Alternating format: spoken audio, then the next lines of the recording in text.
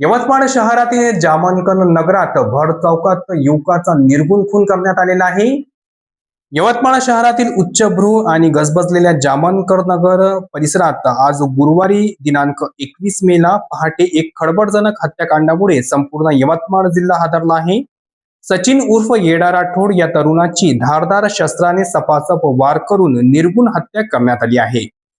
या घटनेमुळे यवतमाळ शहरात प्रचंड भीतीचे वातावरण पसरले असून पोलिसांनी तपासाची चक्रे वेगाने फिरवत 2 संशयितांना ताब्यात घेतलेले आहे. प्राथमिक माहितीनुसार हा खून अत्यंत नियोजनबद्ध पद्धतीने करण्यात आल्याचा संशय आहे.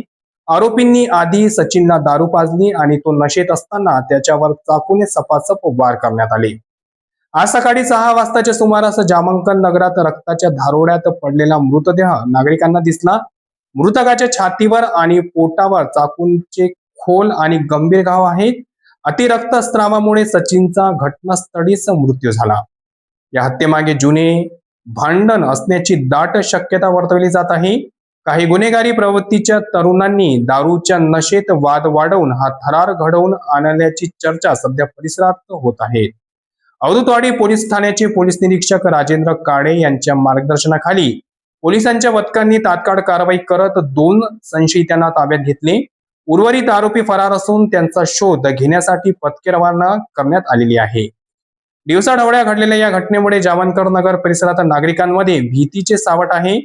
पोलीस घटनास्थळावरील सीसीटीव्ही फुटेज आणि इतर पुरावे गोळा करत असून मुख्य आरोपी कोण आहेत आणि हत्येचे नेमके कारण काय याचा लवकरच खुलासा होण्याची शक्यता आहे.